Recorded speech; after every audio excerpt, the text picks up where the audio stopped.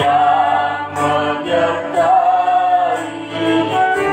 Buka hati, buka hati, untuk jamaah berserah padu di hadirat. Kau ambil alih seluruh hidup di hadapanmu menyembah. Oh, buka hati, buka hati, untuk jamaah berserah padu di hadirat. Kau ambil alih seluruh hidup di hadapanmu menyembah. Ayat 3 dari atas. Rohmu yang hidup, rohmu hidup. Rohmu yang hidup penuhiku, yang akan urapiku.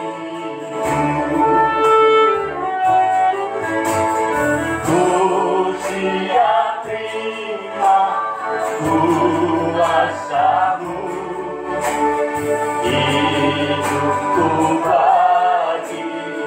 Kita katakan kita buka hati. Haleluya, berserah pedu di hadirat. Kau ambil alih seluruh hidup di hadapanmu menyembah. Buka hati, buka hati, untuk jamaah. Amin Tuhan. Berserah padu di hadirat-Mu. Kau ambil alih seluruh hidup di hadapanmu menyembah. Sekali lagi katakan buka hati, buka hati,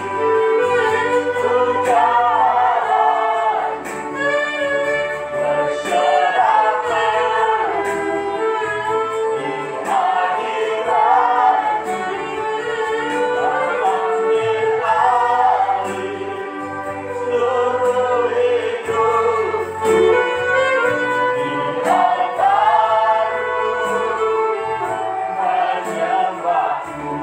Kita sembah Dia. Haleluya. Kita tinggikan Dia. Haleluya. Haleluya. Haleluya.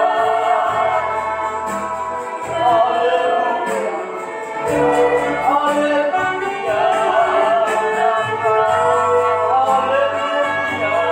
Haleluya.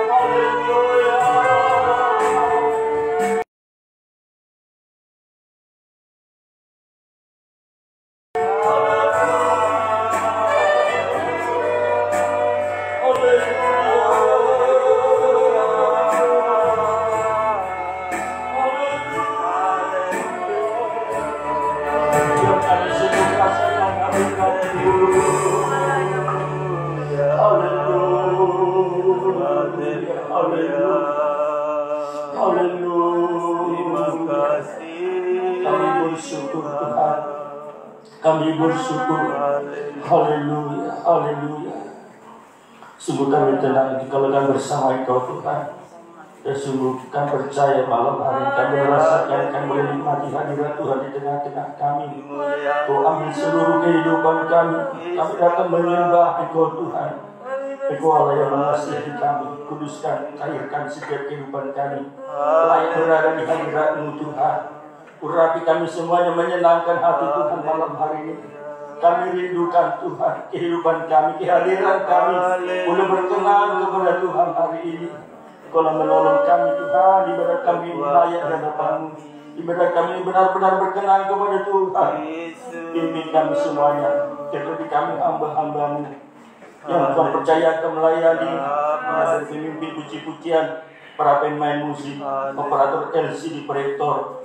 Engkau rapi dengan kuasa-Mu dan hamba-Mu yang Tuhan percayakan menyampaikan firman Tuhan di tengah-tengah kami. Engkau juga berkarya menyatakan kasih-Mu lewat lidah bibir mulut hamba Tuhan. Kami yang hadir sungguh diberkati oleh Tuhan. Kami rasakan pertolongan Tuhan yang ajaib, firman-Mu yang ajaib. Sungguh-sungguh kami boleh dengar pada malam hari ini. Terima kasih Tuhan. Saudara-saudara kami dalam perjalanan menuju tempat ini juga Tuhan tolong antarkan untuk bersama-sama kami memuliakan Tuhan. Saudara-saudara kami berhalangan datang, Engkau juga menolong mereka. Kalau saja Engkau sembuhkan, kalau lemah Tuhan kuatkan. Dalam segala pergumulan, dalam segala persoalan, campur tangan Tuhan menolong mereka. Lingkungan kami ini juga Tuhan Engkau berkati. Ada sukacita, ada damai sejahtera. Terima kasih Tuhan.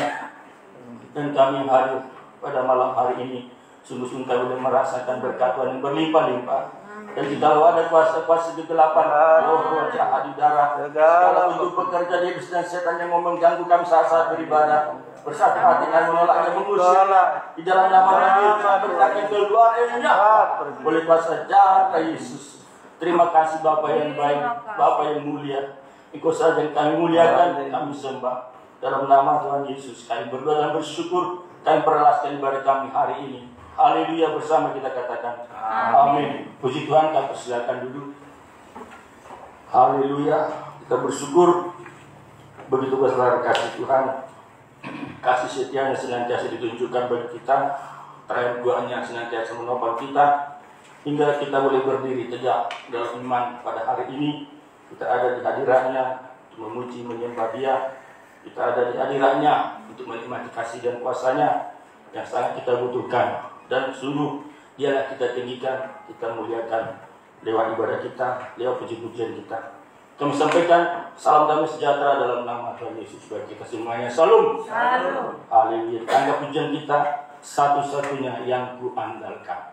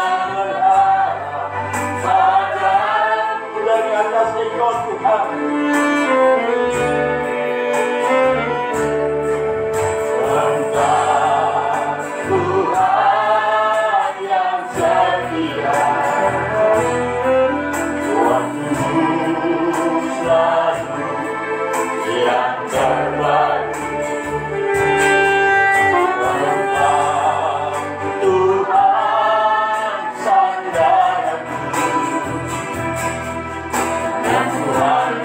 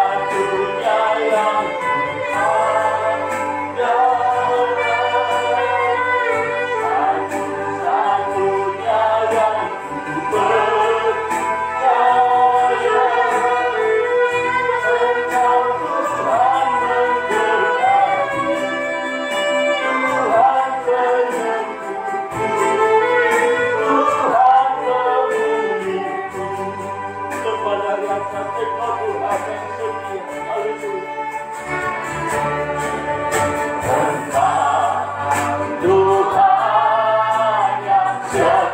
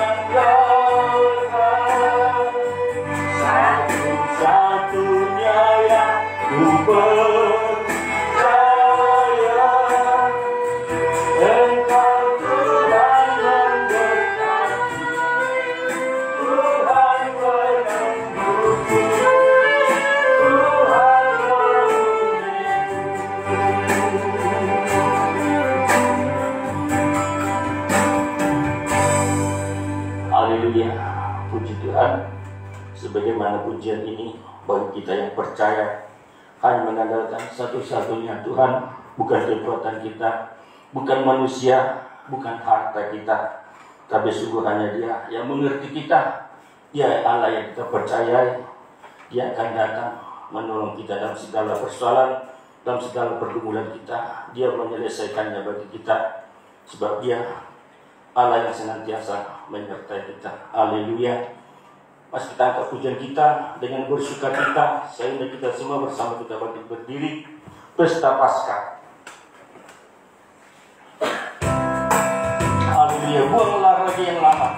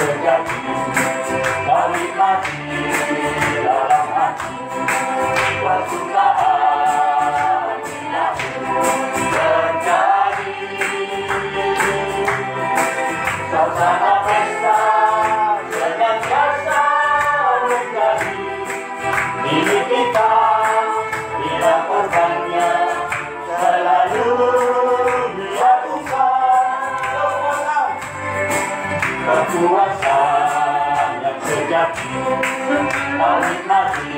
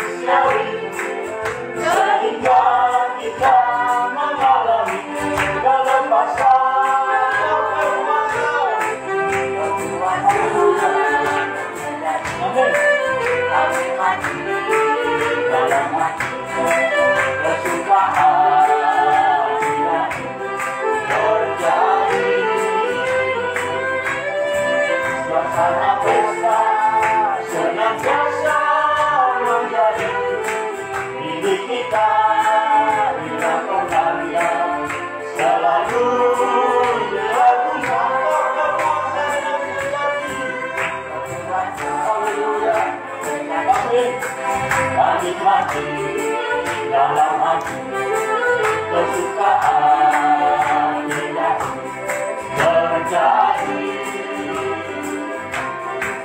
suasana pesta senantiasa menjadi milik kita, bila korbannya selalu dilakukan.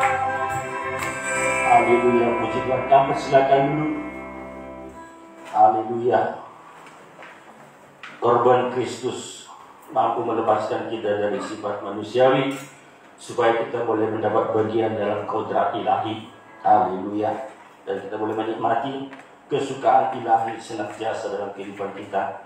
Mas, kita angkat pujian kita, dia tak pernah gagal.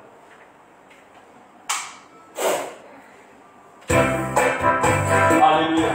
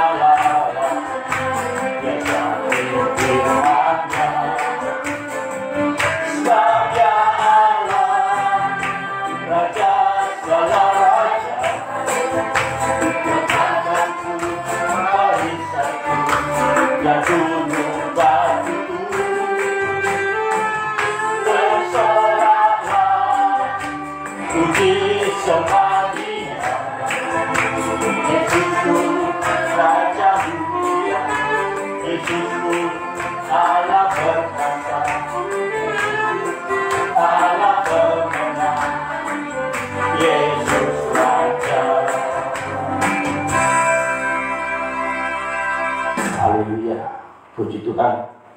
Tuhan kita tidak lalai, tapi Dia sabar terhadap kita, menantikan kita boleh sampai kepada rencana Tuhan, masuk dalam kemuliaannya. Kita boleh mencapai ukuran standar yang sudah Tuhan tentukan, dan kita akan menikmati firman Tuhan. Kita siapkan hati kita, kita siapkan pikiran kita untuk kita boleh rasakan lawatan Tuhan bagi kita semuanya, pribadi lepas pribadi. Sehingga kita semua bersama kita bangkit berdiri.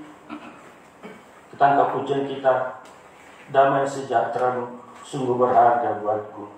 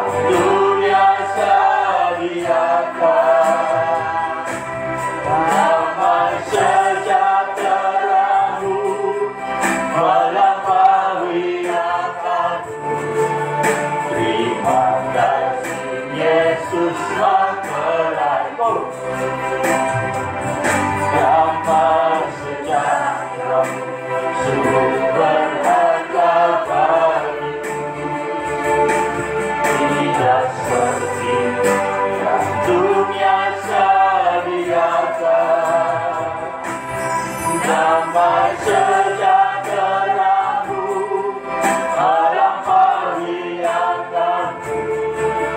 Terima kasih Yesuslah peraih. Sekali lagi kau damai sejahtera-Mu, damai sejahtera-Mu. Selanjutnya kami serahkan kepada Allah yang melayani dan Yesus mengerti. Waktunya sediakan damai sejahtera-Mu melampaui akalku. Terima kasih Yesus peraih. Kau damai sejahtera-Mu, damai sejahtera-Mu berada baik. Tidak seperti yang dunia sediakan. Damai sejahtera-Mu melampaui akalku. Terima kasih Yesus peraih.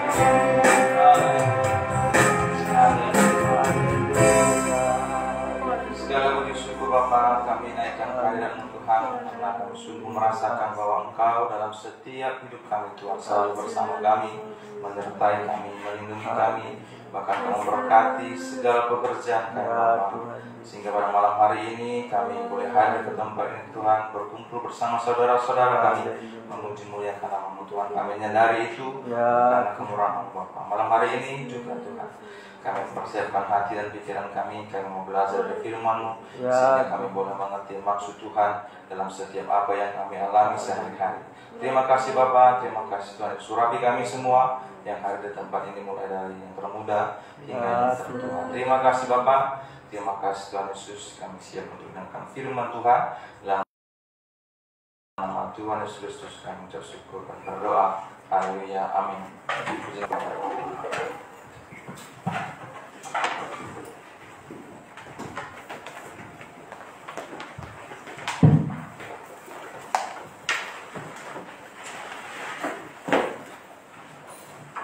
Kembali saya menyampaikan salam sejahtera yang nama Tuhan Yesus Kristus. Shalom. Shalom. Puji nama Tuhan.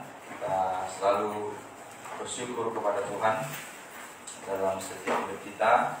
Yang memang Tuhan inginkan kita selalu mengucap syukur. Artinya kita menyadari bahwa segala sesuatu yang terjadi dalam hidup kita itu semua atas rencana Tuhan, baik atau buruk. Tentu di balik semuanya itu Tuhan punya sesuatu yang indah buat kita, yang dalam keadaan baik. Dan Tuhan ingin kita selalu bersyukur. Tuhan inginkan kita juga bisa menjadi berkat bagi orang lain. Tetapi dalam keadaan yang kurang baik, Tuhan ingin kita mengoreksi hidup kita. Tuhan juga inginkan kita belajar, karena ada sesuatu yang ingin Tuhan bentuk dalam pribadi kita. Minggu lalu kita belajar juga bahwa sebagai anak-anak Tuhan kita juga harus bisa hidup ya, dalam damai begitu ya. Minggu kemarin sampai ke Bapak Gembala, kita hidup dalam damai sejahtera. Segala sesuatu yang terjadi dalam hidup ini, apapun yang kita miliki, hal yang paling berharga ketika kita memiliki damai dalam hati kita gitu ya. Banyak orang punya sesuatu gitu ya, punya harta, punya kekuasaan, punya banyak hal, tetapi tidak ada kedamaian dalam hatinya, tentu juga semua tidak berarti. Minggu yang lalu juga kita belajar bahwa dalam hidup kita menginginkan kita sebagai anak Tuhan supaya kita bisa menjaga hati kita. Perkara kecil bisa saja membuat kita jatuh. Kemarin itu kita pelajari bahwa dalam hidup kita hal yang penting juga dasarnya yang kita belajar supaya kita bisa menjaga hati ya. Hati itu merupakan sebuah sumbernya ya, dari apa yang tampak dalam hidup kita. Amsal juga mengatakan ya, seperti air mencerminkan wajah ya. Demikian juga hati manusia mencerminkan manusia. Jadi hati itu penting supaya kita bisa menguasai dalam kondisi apapun ya.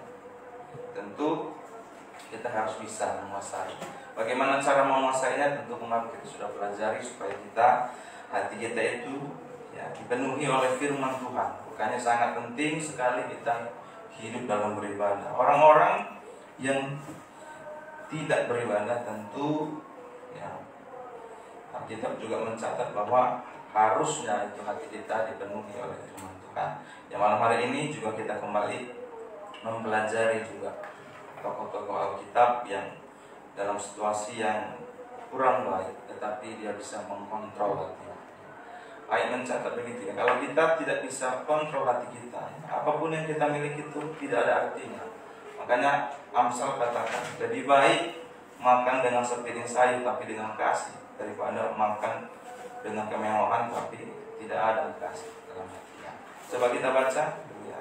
Amsal 15 ayat yang ke-17. Artinya memang perlu sekali kita, apalagi di tengah-tengah kehidupan kita akhir zaman ini, ada situasi yang tidak sesuai dengan harapan kita. Kalau kita tidak bisa menjaga hati kita, tentu timbul permasalahan yang buruk lagi. Kalau hati kita baik, ya, permasalahan yang besar pun, ya, kalau bisa kita kontrol suasana hati kita, tentu bisa kita selesaikan dengan baik pula. Tetapi kalau tidak bisa mengontrol suasana hati kita, tidak bisa menjaga hati kita, yang tidak ada masalah pun bisa menjadi masalah yang besar. Amsal 15 ayat 17. Amsal 15 ayat 17. Mari kita baca Amsal 15 ayat 17. 1, 2, 3 ya. Lebih baik sepiring sayur dengan kasih daripada lumut tambun dengan kebencian. Artinya bahwa bukan persoalan apa yang kita makan, bukan persoalan apa yang kita miliki, sebanyak apa yang kita miliki, tetapi bagaimana kita bisa menikmatinya. Dengan cara apa? Tentu dengan hati yang damai di hati kita. Tadi dicatat bahwa lebih baik sepiring sayur dengan kasih. Tentu di dalam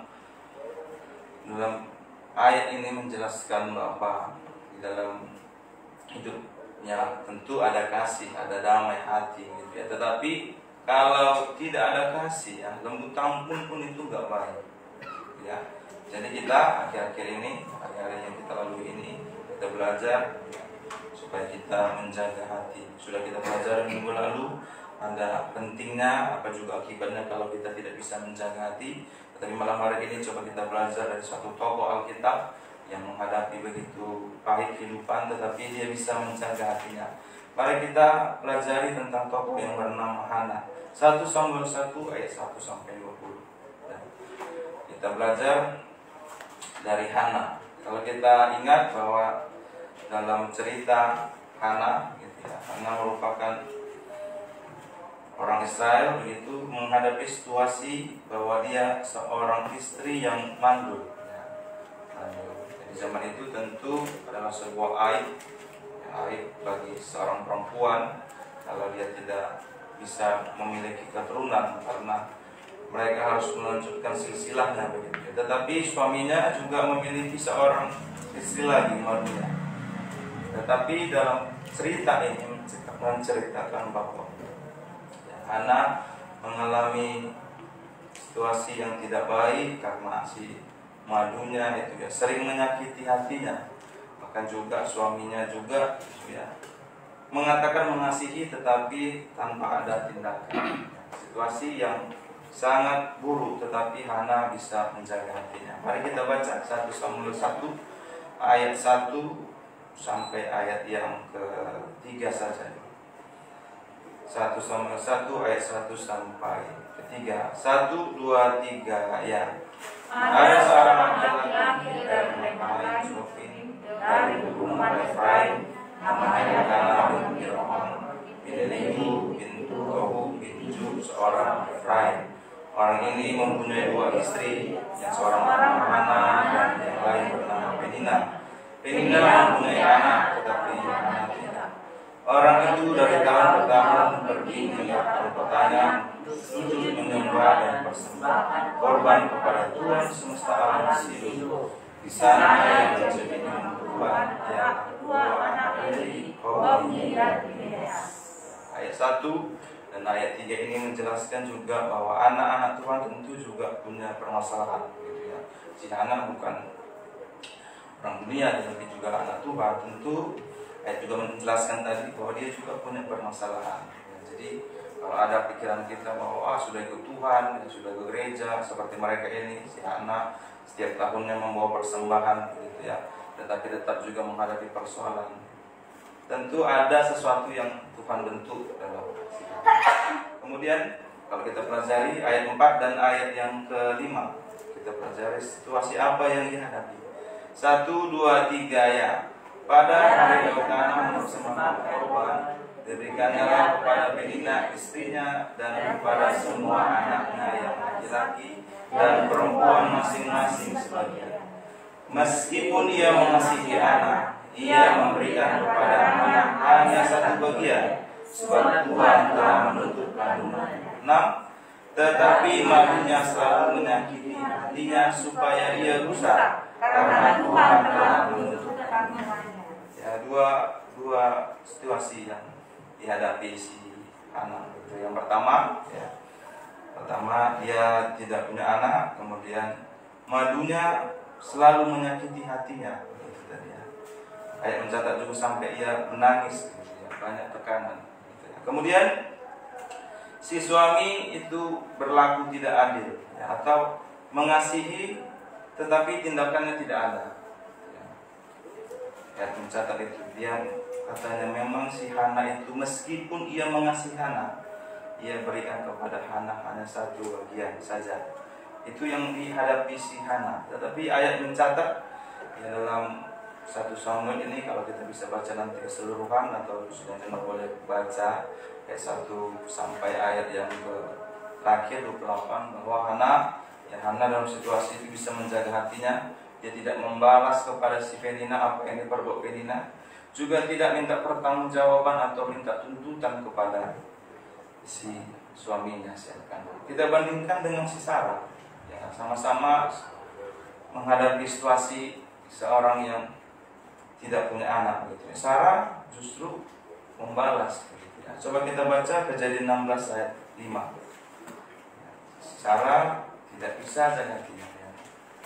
Dia justru menyalahkan si Abraham. Kita membuktikan bahwa dalam 1 Samuel ayat 1 sampai terakhir tadi, si Hana itu bisa menjaga hatinya, menjaga hatinya tidak berlaku tidak baik kepada madunya dan juga tidak menuntut gitu ya kepada si suaminya. Kejadian 16 ayat yang Kejadian 16 ayat yang ke-5. Kejadian 16 ayat ke-5. Mari kita baca, atau ayat yang ayat yang ke-3 saja. 3, 4 dan ayat yang ke-5. Kejadian 16 ayat 3, ayat 4 dan 5. 1, 2, 3 ayat. Jadi Sarai istri Abraham itu mengambil Hagar hambanya, orang Mesir itu. Jadi ketika Abraham telah 10 tahun tinggal di tanah Kanaan, lalu memberikan kepada Abraham suaminya untuk menjadi istrinya. Abraham menghampiri Hagar lalu mengandunglah perempuan itu. Ketika Hagar tahu bahwa ia mengandung, maka ia memandang rendah akan dunia itu. Lalu berkatalah Sarai kepada Abraham, penghinaan yang kuberikan ini adalah tanggung jawabmu. Akulah yang memberikan hambaku ke pangkuanmu. Tetapi baru saja ia tahu bahwa ia mengandung, ia memandang rendah akan aku. Tuhan kiranya menjadi hakim antara aku dan engkau. Ya, bahwa dari pembacaan tadi ya, kita lihat bahwa si Sarah ya, berbeda sekali dengan si Hana. Dua pribadi yang menghadapi situasi yang sama, yang tidak punya keturunan, ya suaminya juga punya istri lagi atau yang punya malu, tetapi si Sarah tadi menuntut pertanggungjawaban kepada si Abraham gitu ya. Kita kembali ke 1 Samuel 1 tadi.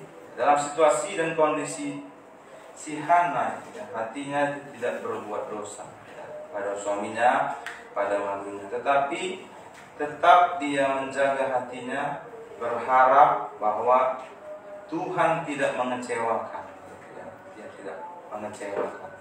Ya, setiap kali ia datang dalam waktunya mereka untuk mempersembahkan korban begitu ya, masa itu si Hana yang menyampaikan permasalahannya kepada Tuhan, tidak mengadu kepada yang lain, tetapi membawa persoalannya kepada Tuhan, karena ia yakin bahwa pengharapan pada Tuhan itu tidak mengecewakan. Kalau kita baca pada ayat terakhir nanti bahwa Tuhan akhirnya menjawab doa si Hana. Ya, rahasia apa? Apa rahasia si Hana ya? Apa rahasia Hana bisa menghadapi permasalahan begitu berat, bisa menjaga hatinya, tidak meninggalkan Tuhan, tidak menuntut suami. Kadang-kadang kita ketika menghadapi persoalan, orang yang paling dekat dengan kita tentu itu jadi tumbalnya dulu. Salahkan gara-gara kamu lah, gara-gara inilah, gara-gara semua jadi buat alasan ya, menuntut kepada suami atau menyalahkan istri, menyalahkan anak-anak, menyalahkan gembala, menyalahkan siapa saja. Tetapi Hana dalam cerita ini dia tidak salahkan siapapun, tidak salahkan suaminya, dia tidak salahkan Tuhan, tetapi dia membawa perkaranya kepada Tuhan. Itu yang menjadi rahasianya. Kita pelajari apa rahasia kemenangan si Hana. Yang pertama, Hana itu ya, Hana dalam pergumulannya tadi, situasi yang kita baca tadi bahwa yang dialami, Hana membawa semuanya itu kepada Tuhan. Kita baca 1 Samuel 1 ayat 9 sampai yang ke-11. 1 Samuel 1 ayat 9 sampai 11. Hana bawa pergumulannya kepada Tuhan. Mari kita baca 1, 2, 3 ya. Pada suatu kali setelah mereka harus makan dan minum di Silo, berhentilah Hana sedang Eli duduk di kursi dekat yang pintu dan dengan hati pedih ia berdoa kepada Tuhan sambil menangis terseduh-seduh. 11. Kemudian bernasarlah ia, kiranya Tuhan semesta alam, jika sungguh-sungguh Engkau memperhatikan sengsara hambamu ini dan mengingat kepadaku dan tidak melupakan hambamu ini, tetapi memberikan kepada hambamu ini seorang anak laki-laki, maka aku akan memberikan dia kepada Tuhan untuk seumur hidupnya, dan bisa cukup tidak akan menyentuh. Jadi si Hana ya, mencari atau membawa pergumulannya kepada Tuhan ya, ini perlu kita contoh. Apapun permasalahan kita, nggak usah semua harus bicarakan dengan orang lain gitu ya. Apalagi hari ini kan begitu, ada sedikit masalah tahu, bahkan bukan hanya tetangga, seluruh dunia tahu, ada yang diupload ke media sosial. Itu nggak perlu ya. Tapi kita sebagai anak Tuhan, apapun masalah kita, datang kepada Tuhan. Apa alasannya? Mengapa kok bawa permasalahan kok sama Tuhan? Pertama itu Tuhan tentu tidak mengecewakan. Kita ingat bahwa Tuhan tidak mengecewakan.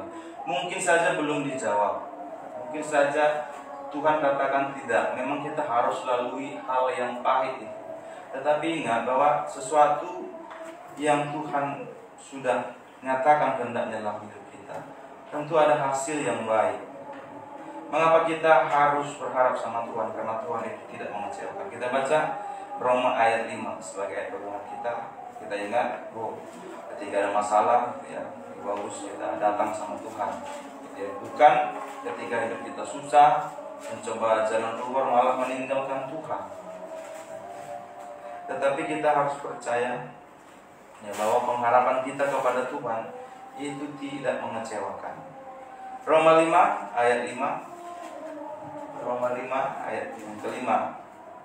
Kita baca bersama-sama. 1, 2, 3 ya. Dan pengharapan tidak mengecewakan, karena kasih Allah tercurahkan dalam hati kita oleh Roh Kudus yang telah dikaruniakan kepada kita. Apapun yang kita hadapi hari-hari ini, ingat bahwa pengharapan kita kepada Tuhan itu tidak akan mengecewakan. Itu yang pertama. Yang kedua, kalau kita berharap sama Tuhan, ingat bahwa kita tidak akan dipermalukan. Roma 10 ayat 11. Kalau kita sudah berharap sama Tuhan, kita serahkan, kita menyerah, menyerahkan segala sesuatu, mengatakan kepada Tuhan bahwa satu-satunya hanya Tuhan yang kita andalkan, tidak ada yang lain. Tentu Tuhan tidak permalukan kita. Roma 10 ayat yang ke-11. Roma 10 ayat yang ke-11. Kita baca kembali bersama-sama. 1, 2, 3, ya. Karena kitab suci berkata, barang siapa yang percaya kepada Dia tidak akan dipermalukan. Ya. Jadi kalau ada permasalahan kita terjadi, kita ingat dalam hidup kita bahwa sama Tuhan tentu tidak dipermalukan. Bahwa sama manusia bisa dipermalukan. Kita nggak tahu di hari kemudian. Andai kata ditolong, kita selesai permasalahan kita, bisa saja suatu saat nanti. Kalau bukan karena saya, mana bisa dia seperti itu. Kita manusia. Tapi kalau karena Tuhan, ya kalau sudah Tuhan yang tolong, Tuhan tidak mungkin katakan begitu. Memang kita anaknya Tuhan. Begitu ya. Kalau sama manusia, dia kalau ditolong, kalau justru dipermalukan, ya. Makanya dalam setiap permasalahan kita, jangan pernah akan tinggalkan Tuhan. Justru semakin berat, semakin dekat sama Tuhan. Semakin diberkati, semakin dekat sama Tuhan. Karena dalam Tuhan tentu ada pengharapan. Pengharapan tidak mengecewakan. Bahkan kita tidak dipermalukan. Buktinya Tuhan tidak mengecewakan dan tidak dipermalukan. Roma 8 ayat 33. Bahkan Dia menyerahkan satu-satunya. Ia mengaruniakan satu-satunya. Ya, ayat yang ke-28 maksudnya. Roma 8 ayat yang ke-28. Ayat 32 ya. Ayat 32. Roma 8 ayat 32. Roma 8 ayat 32. 1, 2, 3 ya. Ia yang tidak menyayangkan anaknya sendiri, tetapi Ia menyerahkannya bagi kita semua. Bagaimanakah mungkin Ia tidak mengaruniakan segala sesuatu kepada kita bersama-sama dengan Dia? Gitu ya. Sebab itu kita sebagai anak Tuhan dalam persoalan kita mau belajar seperti Hana, ya, menjaga hati kita, membawa pergumulan kita kepada Tuhan. Ingat bahwa tadi sudah kita baca, Tuhan itu tidak akan mengecewakan, kita tidak dipermalukan. Berbeda sekali dengan menggunakan kemampuan kita, ya, dengan menggunakan orang lain, pertolongan orang lain. Tidak salah juga minta pertolongan orang lain. Tetapi terlebih dahulu kita bawa segala sesuatu kepada Tuhan. Itu yang pertama yang dilakukan si Hana. Kemudian yang kedua, bagian kedua, Hana menghormati otoritas. Jadi si Hana datang ke imam itu ya, masa itu. Tetapi kita lihat lagi bahwa memang Hana bisa menjaga hatinya. Kalau kita baca ya, ayat selanjutnya, ia disangka mabuk malah, pedih yang ia rasa, mengadukan perkaranya kepada Tuhan. Tetapi ia tetap bisa menjaga hatinya. Kita baca 1 Samuel 1 ayat 14. Ayat 14. 1 Samuel 1 ayat 14 dan 15. Ayat 14 dan 15 dari 1 Samuel. Kita baca bersama-sama. 1, 2, 3 ya. Lalu kata dia kepadanya, berapa lama engkau berlaku sebagai orang mabuk? Lepaskanlah dirimu pada mabuk. Tetapi Hana menjawab, bukan Tuanku, aku seorang perempuan yang sedang bersusah hati. Anggur ataupun minuman yang memabukkan tidak kuminum, melainkan aku mencurahkan isi hatiku di hadapan Tuhan. Ya.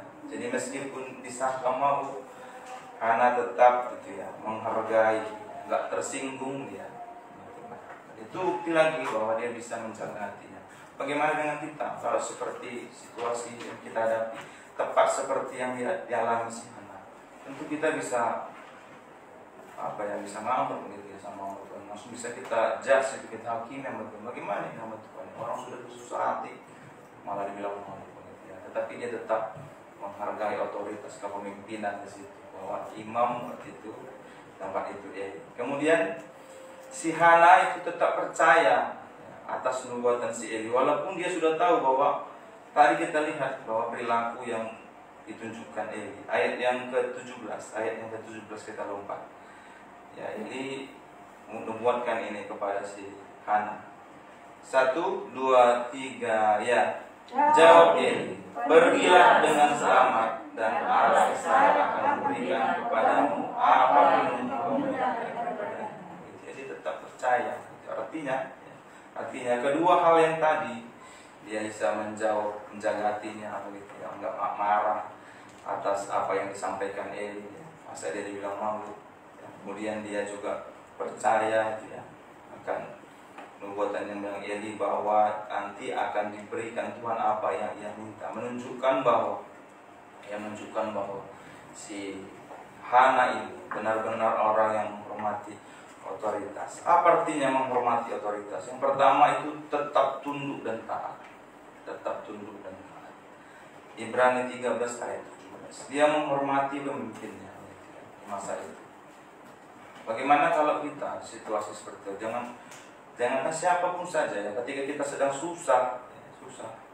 Kalau ada lagi orang yang menambahi, wah kacau, bisa kita balas biasanya seperti itu ya. Tetapi dia tetap tunduk taat, dia benar-benar menghormati pemimpinnya. Ibrani 13 ayat 17. Dengan cara bagaimana dia menghormati pemimpinnya? Tetap dia jaga hatinya.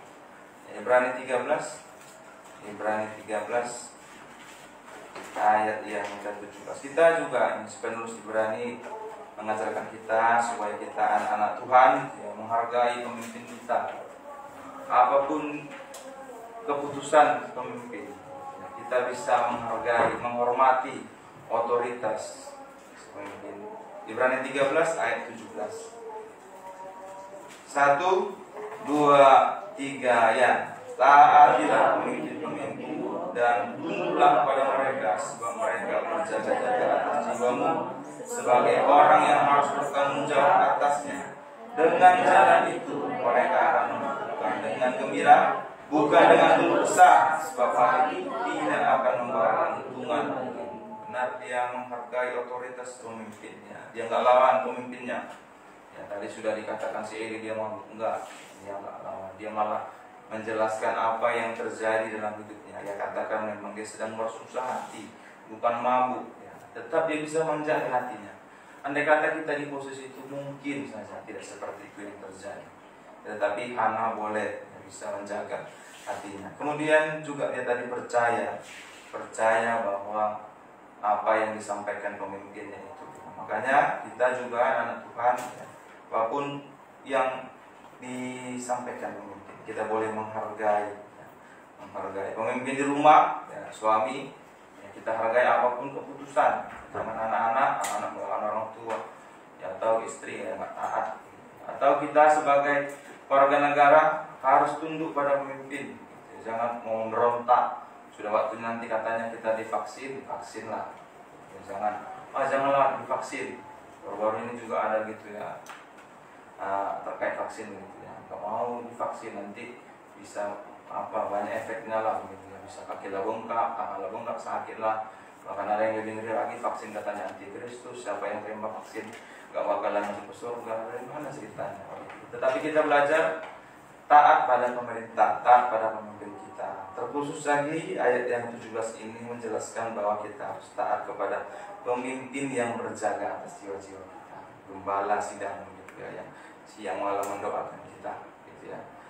Itu membuktikan bahwa dia hormat ya atas otoritas sehingga bisa terjadi. Kemudian bagian yang terakhir, Hana itu menunjukkan pengabdian. Ia berjanji, tetapi ia tepati. Banyak orang ya, anak-anak Tuhan juga sering begitu, ketika ada masalah, gitu ya, berjanji kepada Tuhan, gitu. Tetapi setelah selesai, lupa pada selesai. Tetapi Hana benar-benar menunjukkan pengabdiannya. Dia nggak ingkar janji. Dia bilang sama Tuhan ya, ketika berdoa kita baca, kalau Tuhan dengarkan doanya, dengarkan susah hatinya itu, kalau dia punya anak nanti dia serahkan untuk melayani Tuhan seumur hidupnya. Ketika lahir anaknya, si Hana nggak lari, waduh udah lahir anakku, anaknya laki-laki gitu ya, udah nggak mau lagi dia mungkin gereja gitu ya, dia pergi gitu. Tetapi memang dia menunjukkan pengabdian, menunjukkan karakter yang bagus, bisa menjaga hatinya tadi. Dia serahkan anaknya. 1 Samuel 1 tadi ayat yang ke-28. Kita juga ya, anak-anak Tuhan, seringkali Tuhan tolong kita, tetapi ya, kita harus apa yang kita janjikan atau yang kita laksanakan, atau dengan kata lain, si Hana ini benar-benar mengingat kebaikan Tuhan. Dia datang lagi bersyukur kepada Tuhan. 1 Samuel 1 ayat yang ke-28. Mari kita baca bersama-sama. 1, 2, 3 ya. Maka aku pun menyerahkan kepada Tuhan seumur hidup. Terserahlah ia kiranya kepada Tuhan. Lalu sujudlah mereka di sana. Jadi begitu.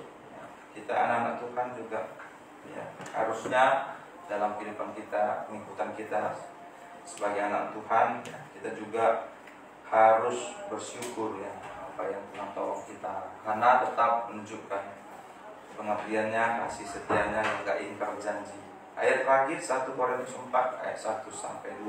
Sebagai anak Tuhan juga kita harus bisa menjadi orang yang dipercaya. Dan itu yang membuktikan bahwa kita anak Tuhan. Kalau sudah Tuhan tolong kita, ya, jangan lupa atau apa yang kita nasabkan. Ya, kalau sudah kita janjikan, tentu kita harus seperti si Hana, sehingga nanti bukan dia hanya dapatkan 1 anak saja, si Samuel, tetapi dia memiliki anak laki-laki dan anak perempuan lainnya. 1 Korintus 4 ayat 1 dan 2. 1 Korintus 4 ayat 1 dan ayat yang kedua ya, anak-anak Tuhan. Mari kita baca bersama ayat 1 dan 2. 1, 2, 3 ya. Demikianlah hendaknya orang yang memandang kami sebagai hamba Kristus yang kepadanya mempercayakan kasih Allah, yang akhirnya dituntut dari pelayan-pelayan yang demikian adalah bahwa mereka dapat dipercayai. Ya, kita sebagai anak Tuhan, pelayan Tuhan, melayani Tuhan sebagai anak Tuhan boleh dipercaya. Ini yang kita pelajari malam hari ini. Dalam situasi apapun kita sebagai anak Tuhan, ayo kita jaga hati kita, karena dari hati kita yang mencerminkan siapa kita. Kalau kita dalam situasi yang tidak baik, ya ayo tetap jaga sehingga bisa meminimaliskan keadaan. Kalau dalam pergumulan tadi, kita juga belajar dari si Hana supaya membawa hati kita, membawa pergumulan kita kepada Tuhan, bukan kepada orang lain. Kemudian juga kita harus belajar menghormati otoritasnya Tuhan juga, bukan maunya kita. Kalau memang Tuhan sudah menunjukkan bahwa itu yang harus kita terjadi dalam hidup kita, tentu kita ya mau mengikuti rencana Tuhan. Minta kekuatan kepada Tuhan supaya kita bisa masuk rencananya. Ini yang menjadi nama kita. Mari emosi masuk ke depan. Kita datang kepada Tuhan, menaikkan doa ucapan syukur kita buat kasih setia Tuhan kepada kita. Tuhan sudah menolong kita, memberkati, melindungi kita. Dan juga kita akan menaikkan doa-doa permohonan kita. Kita berdoa kepada Tuhan juga supaya Tuhan memaksa Tuhan atau meminta Tuhan menjawab doa seruan kita, tetapi kita boleh menghargai otoritas Tuhan. Apapun yang Tuhan berikan kepada kita supaya kita bisa masuk rencana Tuhan. Mari kita naikkan pujian kita. Psalm nomor 68. Engkaulah Tuhan yang kusembuhkan.